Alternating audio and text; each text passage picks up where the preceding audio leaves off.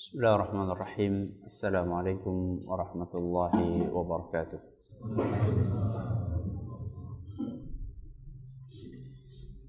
Alhamdulillah rabbil alamin.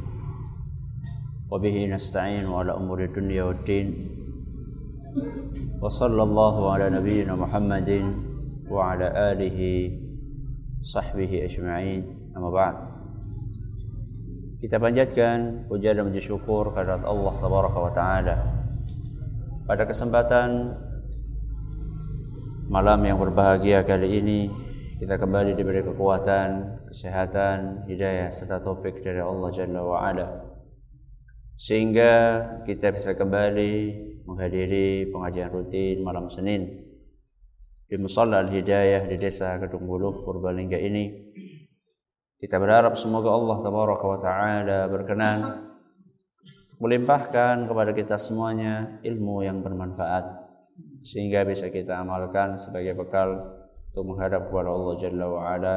Amin ya rabbal alamin. Salam dan salam semoga senantiasa tercurahkan kepada junjungan kita Nabi besar Muhammad sallallahu alaihi wasallam, pada para sahabatnya, keluarganya, dan umatnya yang setia mengikuti tuntunannya hingga di akhir nanti. Para hadirin sekalian yang kami hormati dan juga segenap pendengar Radio Muslim di Jakarta dan sekitarnya. Pada pertemuan yang telah lalu, kita sedikit membahas tentang berbagai macam doa-doa yang tidak ada tuntunannya dari Nabi kita Muhammad sallallahu alaihi wasallam. Kita sebutkan beberapa contohnya, mulai dari yang masih berbau agama, yang mengklaim bahwa dia itu berdalil dengan Quran dan hadis Nabi sallallahu alaihi wasallam, hingga doa-doa yang sama sekali tidak berbau agama, yang lebih dekat kepada mantra-mantra yang dikarang oleh para dukun, oleh para normal dan yang semisal mereka.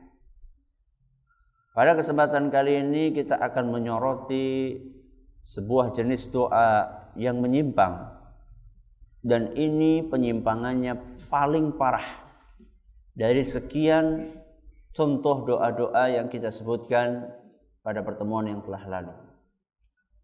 Doa yang satu ini jenisnya amat berbahaya buat keselamatan seorang hamba di dunia maupun di akhirat. Tidak lain dan tidak bukan adalah doa yang berbau atau mengandung muatan kesyirikan. Doa yang berbau kesyirikan. Doa yang berbau kesyirikan itu bagaimana, Ustaz? Doa yang berbau kesyirikan adalah doa yang redaksinya di situ antara lain ditujukan kepada selain Allah. Jadi manakala ada orang berdoa dengan sebuah doa yang di dalamnya objek tujuannya adalah bukan Allah, selain Allah, siapapun dia, maka itu adalah merupakan doa yang berbau apa? Syirik. Dan aroma syiriknya itu sangat kental dari doa tersebut. Dan itu tidak dibedakan siapa yang dipanggil, siapa yang dimintai. Pokoknya asal itu selain Allah, entah dia adalah seorang Nabi sallallahu alaihi wasallam sekalipun, atau makhluk yang paling jahat, siapa? Iblis, setan dan teman-temannya, ya. Maka sama saja itu adalah perbuatan syirik. Kalau setan jelas yakin orang itu masih banyak yang masa ndonga mengune dedemit sih. Masa iya hak gitu. Seperti yang kemarin saya sebutkan mantra-mantra mantra memanggil wewe gombel, terus apa lagi buto ijo dan seterusnya. Itu kalau orang masih berbau agama dia belas, masa sih jaluk tulung komeng wewe gombel. Tapi ada segelintir orang atau banyak juga, tidak sedikit, yang membungkus doa tersebut yang berbau syirik itu dengan bungkus agama.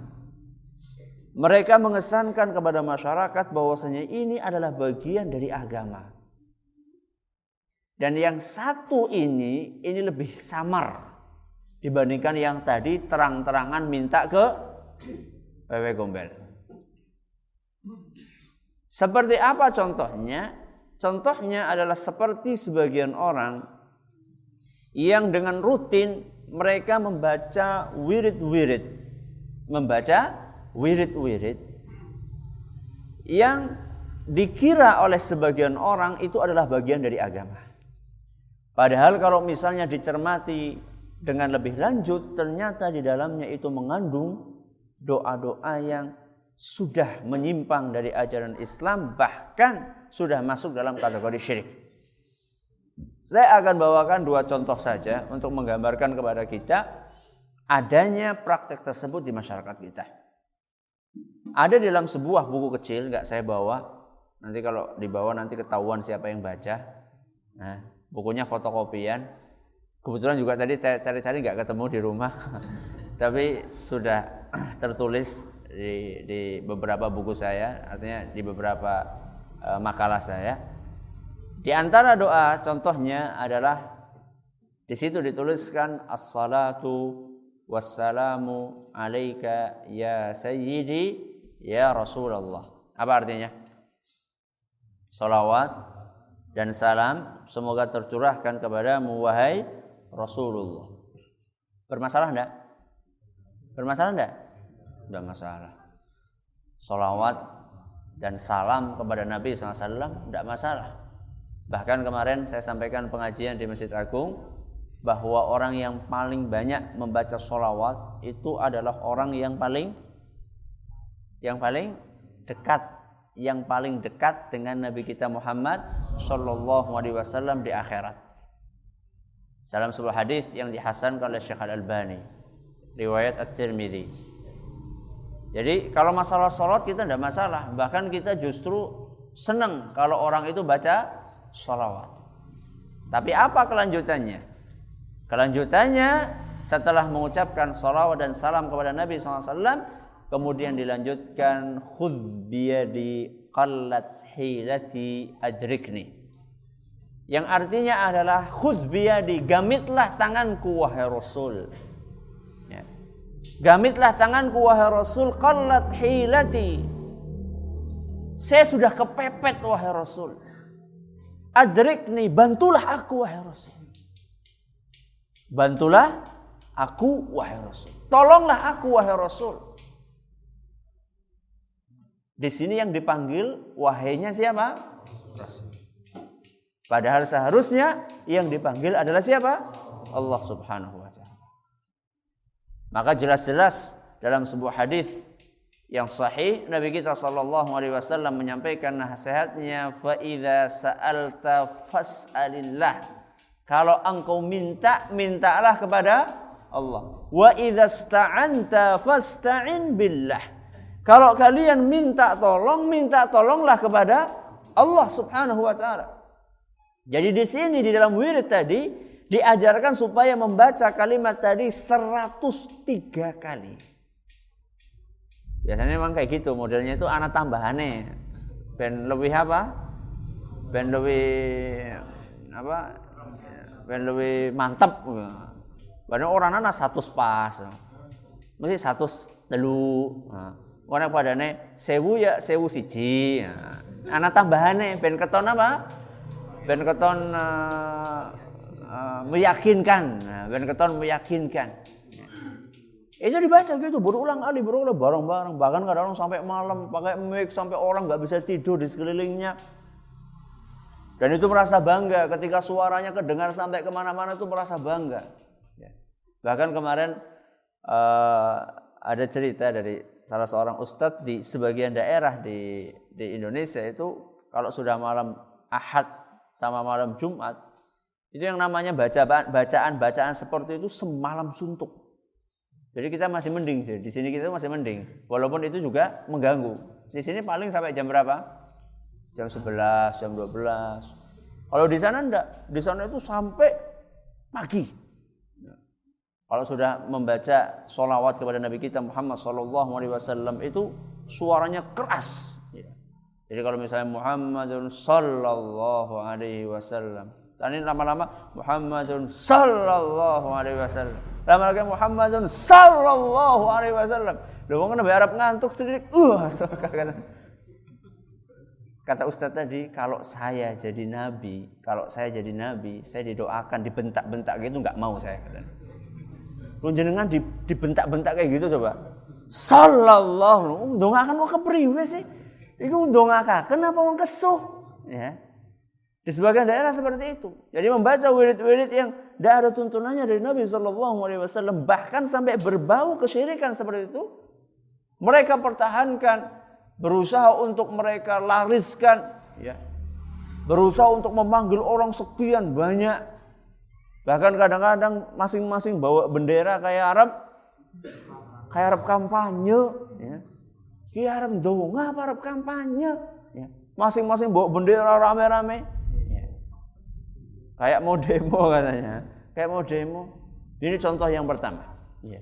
Contoh doa yang bermuatan syirik. Nanti kita akan sebutkan dalilnya kenapa itu syirik.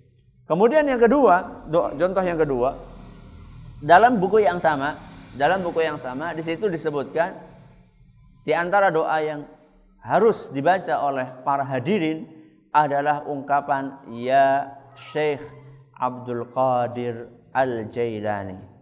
Wahai Syekh Abdul Qadir Jailani, aghithni. Aghithni. Apa artinya aghithni? Aghithni itu artinya adalah bantulah aku, tolonglah aku. Berilah pertolongan kepadaku.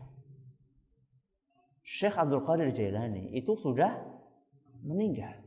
Beliau sudah wafat. Dan kita bukan sedang berbicara bahwa beliau itu adalah orang yang tidak soleh. Beliau insya Allah adalah orang yang soleh. Tapi sesoleh-solehnya manusia, yang namanya manusia ya tetap manusia. Lah wong, sekarang saya tanya, Syekh Abdul Qadir Jailani sama Nabi kita Muhammad SAW lebih soleh mana?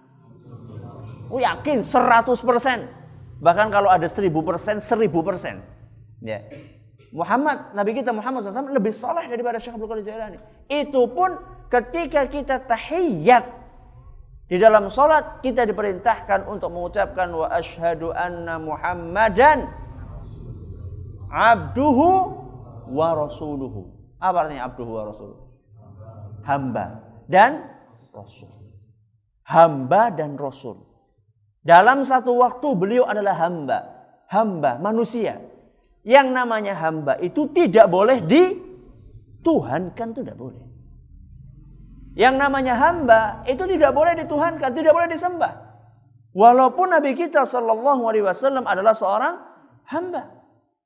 Seorang rasul tapi beliau adalah seorang hamba. Makanya Nabi kita Muhammad SAW diperintahkan oleh Allah dalam Al-Quran. Qul innama ana basyarum mithlukum. Katakanlah wahai Muhammad kepada umatmu bahwasanya aku adalah manusia seperti kalian. Karena apa? Kedudukan risalah sebagai seorang rasul itu kedudukan mulia apa enggak? Mulia sekali. Kedudukan yang mulia yang dimiliki oleh seorang insan itu berpeluang enggak untuk membuat orang itu dikultuskan? Berpeluang enggak? Sangat berpeluang. Makanya coba sekarang jangan cari kuburan-kuburan yang diagung-agungkan. Ada enggak kuburan preman? Ada enggak? Enggak ada. Kuburan pemabok ada enggak? Atau kuburan pencuri ada enggak? Kuburan koruptor ada enggak diagung-agungkan? Enggak ada. Pasti yang diagung-agungkan adalah kuburan orang yang soleh, yang mulia dan seterusnya. Karena apa?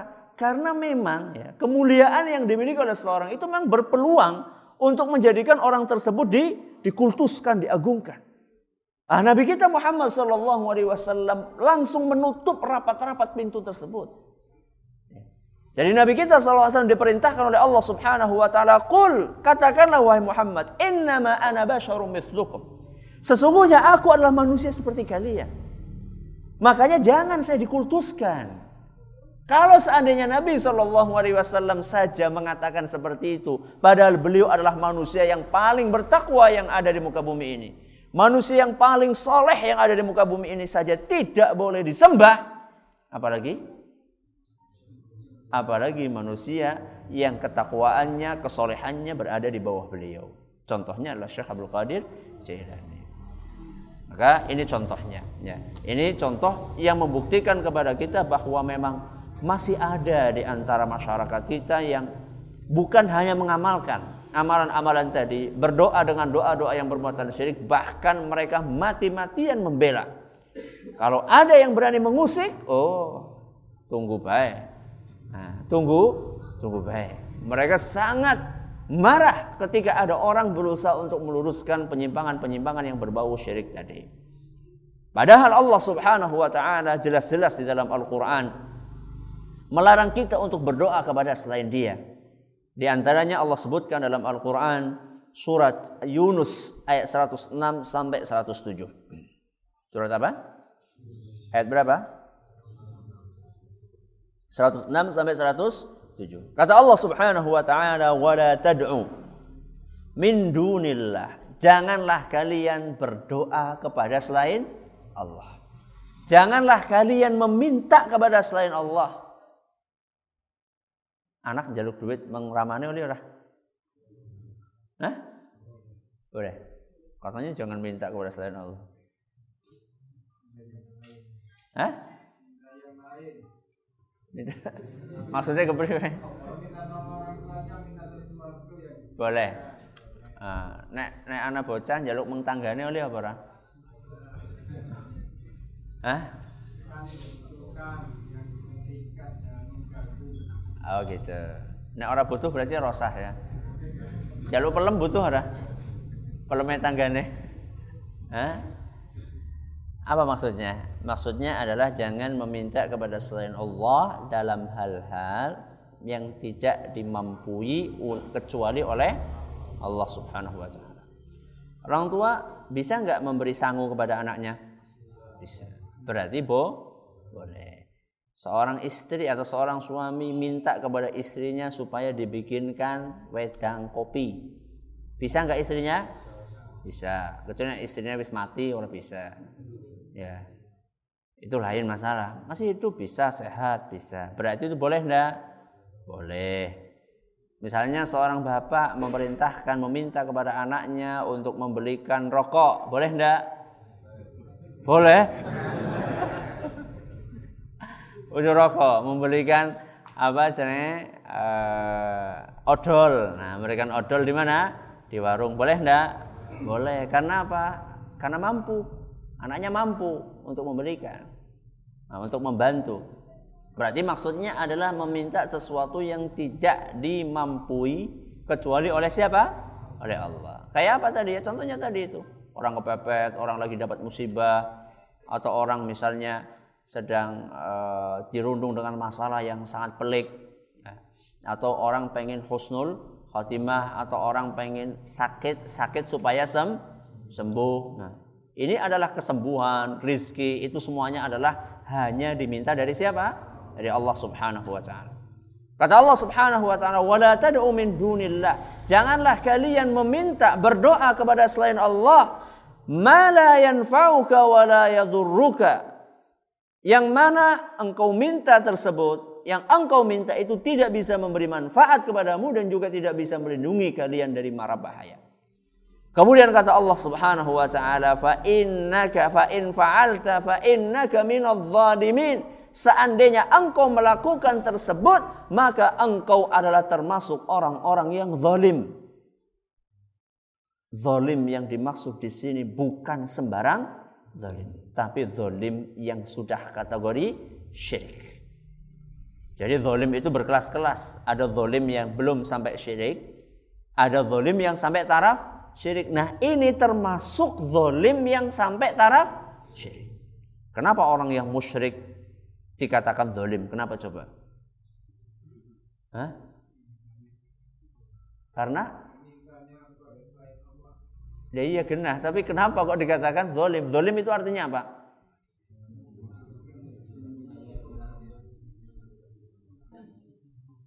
Apa? Tidak menempatkan sesuatu pada tempatnya. Contoh, ada seorang majikan zalim kepada pembantunya, kepada karyawannya. Seharusnya dikasih gaji, kemudian tidak dikasih gaji. Itu kan tidak meletakkan sesuatu pada tempatnya. Sekarang orang yang berdoa kepada selain Allah, kenapa dikatakan zalim? Karena seharusnya doa itu ditujukan kepada Allah, tapi kok malah dia tujukan kepada selain Allah, bukan pada tempatnya. Kemudian kata Allah Subhanahu wa taala, wa in yamsaskallahu bidurrin fala kashifa lahu illa hu. Seandainya Allah Subhanahu wa taala menghendaki untuk menjatuhkan bahaya kepada kalian, maka tidak ada yang bisa untuk mengangkat musibah tersebut kecuali hanya Allah. Kemudian kata Allah Jalla wa Ala, wa in yuridka bi khairin fala radda li fadlih. Seandainya Allah Subhanahu wa taala ingin untuk memberikan kebaikan kepada kalian, maka tidak ada yang bisa menolak untuk sampainya kebaikan itu kepada kalian semuanya. Ini kalau orang membaca ayat ini dan dia meresapi betul-betul, maka dia akan tenang di dalam hidupnya. Seperti yang pernah saya sampaikan di sini atau di tempat lain, coba perhatikan para sopir bis, terutama yang tanggung-tanggung itu, bis yang tanggung-tanggung. Biasanya kalau contohnya jurusan mana? Purwokerto, sana, Pemalang, Purwokerto, Wonosobo itu. Jenengan gimana ngelihat bisnya? Hah? Santai atau gimana? Wah, masya Allah. Ya, dela-dela nelpon, bis sing kae nang ndi, wis gutul ndi. Bis kae gutul ndi. Hidupnya kayaknya dikejar terus. Karena dia khawatir jangan-jangan nanti penumpang yang ada di jalan itu nanti diambil oleh bis yang lainnya. Makanya terus gitu. Hidupnya setiap hari seperti itu. Selalu tergesa-gesa, selalu mengejar-ngejar karena mau enggak mau dia harus bayar setoran. Terus gitu hidupnya. Kalau dia paham ayat ini, ya mas, yang namanya rezeki Allah, kalau memang sudah ditakdirkan penumpang itu milik jenengan, itu tidak mungkin akan diambil oleh bis yang lain, itu tidak mungkin. Apa iya, wis nang pinggir jalan masa ora dijukut nang bis? Oh, sangat mungkin. Ada orang di pinggir jalan, Allah menakdirkan itu penumpangnya jenengan masih jauh. Kemudian ada temannya jenengan yang duluan, nyalip jenengan, udah biasa saja. Karena kalau memang itu adalah rezekinya jenengan, itu nggak mungkin akan naik ke bis tadi. Oh, nggak mungkin Ustaz, jurusannya pada kok. Ya nggak mungkin, pasti akan. Oh, belum tentu. Pasti bisa aja Allah Subhanahu wa taala menggagalkan untuk tidak naik ke bis yang ada di depan jenengan dengan sekian banyak alasan. Contoh, apa? Ngenteni kancane. Nah, contoh ngenteni kancane. Ayo pak, kok disit urung ngenteni kancane suwe. Ora gotul-gotul. Begitu kancane gotul, dek, bisane jenengan ses teka ikut jenengan. Itu ngenteni kancane. Yang lainnya misalnya apa? Barangnya ada yang ketinggalan, rogoh-rogoh loh, dompetnya ketinggalan, bali mengumah. Begitu dia keluar, ternyata bisa jenengan datang set, akhirnya naik sama jenengan. Ada yang lain? Apa? Aja dong kan sing ngelek lah. Ya mungkin saja bane gembes, sidane kesalip maning. Atau mungkin penumpangnya wis gutun dalan dadakan kebelet. Akhirnya pulang lagi. Nah, banyak kemungkinan. Pokoknya yakin saja kalau Allah Subhanahu wa taala sudah menakdirkan itu rezekinya Anda, maka tidak mungkin ada orang yang bisa menghalangi, kata Allah Subhanahu wa taala. Kemudian kata Allah Jalla wa Ala, yusibu bihi man yasha'u min ibadihi wa huwal ghafurur rahim. Allah Subhanahu wa taala akan jelas-jelas memberikan itu semuanya kepada siapa yang dikehendakinya, dan Allah Subhanahu wa taala Maha Pengampun lagi Maha Penyayang. Masih ada dalil-dalil yang lainnya yang menjelaskan betapa buruknya dan betapa salahnya orang yang berdoa kepada selain Allah. Sehingga hal ini sangat jelas Di mata siapa? Di mata siapa? Di mata orang-orang yang beriman dan orang-orang yang berilmu. Tapi sayangnya di zaman kita ini, kenapa kok sudah sedemikian jelas ayatnya, hadisnya sangat jelas. Idza sa'alta fas'alillah, kalau mintalah kepada Allah. Setiap hari kita dalam sholat mengatakan iyyaka na'budu wa iyyaka nasta'in. Hanya kepadamulah wahai Rabbi kami menyembah, dan hanya kepadamulah wahai Rabbi kami minta tolong. Setiap hari sudah seperti itu. Kenapa kok masih ada juga orang yang terjerumus kepada doa-doa yang bermuatan syirik? Kenapa? Tidak memahami. Terus? Ikut-ikutan. Terus? Ikut-ikutan siapa? Hah? Masa ikutan tanggane mana melu kayak gitu? Iya? Masa sih segitunya? Hah? Ada yang lain kira-kira? Tidak memahami apa. Oh gitu. Maca tapi ora paham gitu. Saya tanya jenengan, paham enggak bacaan-bacaan dalam salat jajal? Ya, at-tahiyatul mubarakatus shalawatut thayyibatu lillah. Artinya apa jajal? Ora paham. Berarti pada dong. Hah? Sinau maning, alhamdulillah. Salah satu sebabnya adalah karena banyaknya penjajahnya, banyaknya penjualnya. Penjual apa? Penjual kesyirikan tadi. Inilah salah satu faktor yang terbesar. Kenapa kok masih banyak di antara kaum muslimin yang terjerumus kepada perbuatan-perbuatan syirik? Karena memang ada oknum-oknum yang melariskan perbuatan tersebut. Dan itu oleh Nabi SAW sudah diisyaratkan sejak 14 abad yang lalu. Dalam sebuah hadis yang diriwayatkan oleh Imam Ahmad dinyatakan sahih oleh Syekh Al-Albani, kata Nabi SAW, "Innama akhafu ala ummati," yang aku takutkan atas umatku, al-a'immatal mudallin, para imam yang menyesatkan. Imam kok menyesatkan sih kepriwe? Ya inilah, ada di antara umat manusia yang dijadikan sebagai panutan, bukan malah memberikan contoh yang baik, malah menyesatkan. Inilah yang biasa diistilahkan dengan ulama ussu. Apa ulama ussu? Ulama yang jahat. Ulama yang jahat bukannya mengajarkan kepada umat yang kebaikan, malah justru mengajarkan yang jelek-jelek, yang keburukan. Motivasi mereka apa, Ustaz? Apa motivasinya? Kok tega-teganya? Digambarkan oleh Nabi SAW dalam hadis lain, man ajabahum qadhafahum fiha ay finnar. Mereka itu, para imam yang menyesatkan tadi, diibaratkan oleh Nabi SAW seperti orang yang berdiri di samping neraka. Kemudian mengajak orang, ngene. Ayo ngene, pada ngene. Setelah pada manut, kemudian siji-siji di lus, ngana mlebu ngana, wis melu nyongbok, ngana mlebu. Kenapa kok mereka begitu tega menjerumuskan umat manusia, orang lain ke dalam neraka? Apa kira-kira motivasinya? Merasa dirinya benar. Ada yang lain? Motivasi yang lain? Dunia. Dunia itu apa? Materi. Bisa jadi karena dorongan duit. Materi berbentuk apa? Duit. Bisa jadi karena dorongan pengen banyak pengikutnya. Mengenai materi ini Allah jelaskan dalam Al-Quran.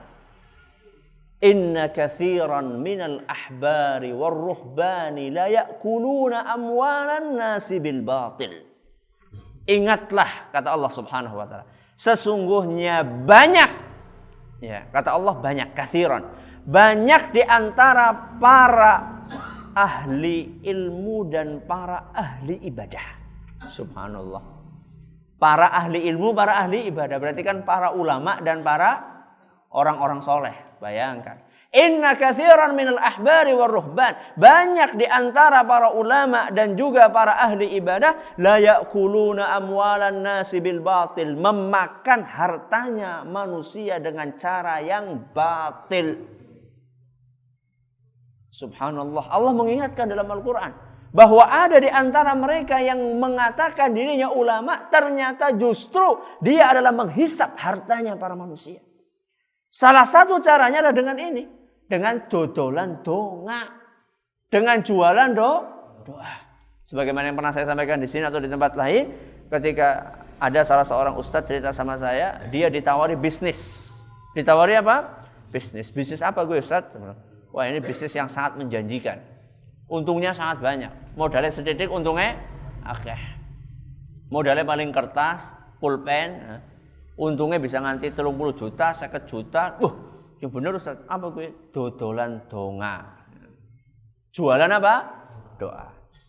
Diceritakan sama dia, pokoknya satu doa itu Ustaz, ada yang pernah beli itu satu doa bisa sampai sekian puluh juta. Satu doa harganya berapa? Sekitar sekian puluh juta, 20 juta atau 30 juta. Jangan mau? Mau enggak? Mau enggak? Alhamdulillah.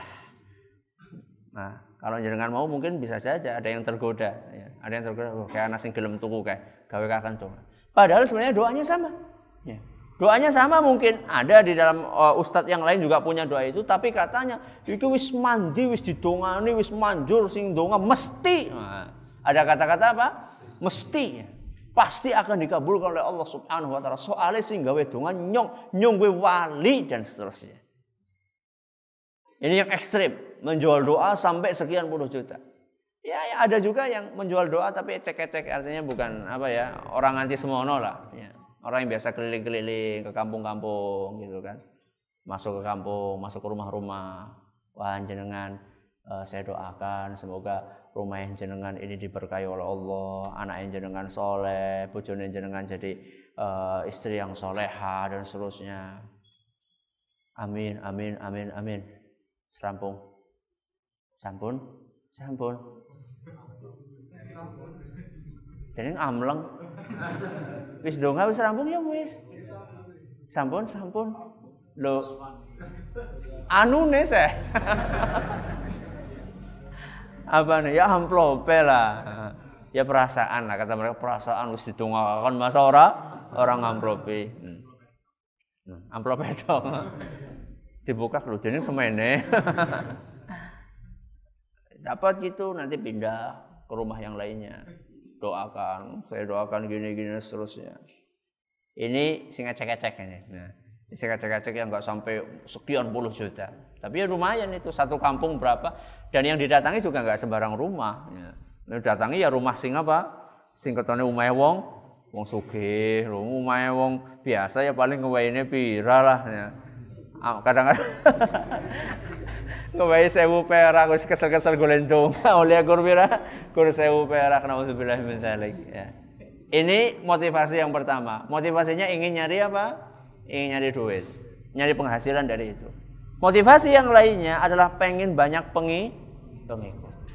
Dan itu Nabi kita sallallahu alaihi wasallam jelaskan, bukan oleh Nabi kita sallallahu alaihi wasallam, oleh Mu'adz bin Jabal, salah seorang sahabat Nabi sallallahu alaihi wasallam. Ketika beliau bercerita tentang kejadian di akhir zaman, kata beliau, "Inna min waraikum fitanan yakthuru fihal mal." Ketahuilah, sesungguhnya setelah zaman kalian ini akan banyak harta. Akan banyak fitnah berupa banyaknya harta. Yuftahu fiha al-Qur'anu hatta ya'khudhahu al-mu'min wal munafiqu wal rajulu wal mar'atu was saghiru wal kabiru wal 'abdu wal hur. Kata Nabi, kata Mu'adz bin Jabal, pada zaman itu Al-Quran akan sangat mudah untuk dibaca. Al-Quran akan dibaca oleh mukmin, dibaca oleh munafik, dibaca oleh laki-laki, perempuan, besar, kecil, hamba, ataupun orang yang merdeka. Semuanya bisa baca Quran. Fayushiku qailun an yaqul. Sampai akan ada orang yang mengatakan, malin nasi la yattabi'uni wa qad qara'tul Quran. Kenapa orang-orang gak mau ikut aku padahal aku sudah membaca Al-Quran? Artinya dia sudah menjelaskan Al-Quran. Kenapa kok orang-orang belum mau ikut? Ma hum bimuttabi'iyya hatta abtadi'a lahum ghairahu. Satu-satunya cara, kata dia, supaya orang-orang mau ikut aku, maka saya harus membuat sesuatu yang baru, yang berbeda dengan Al-Quran. Berarti tujuannya pengen banyak apa? Pengikut.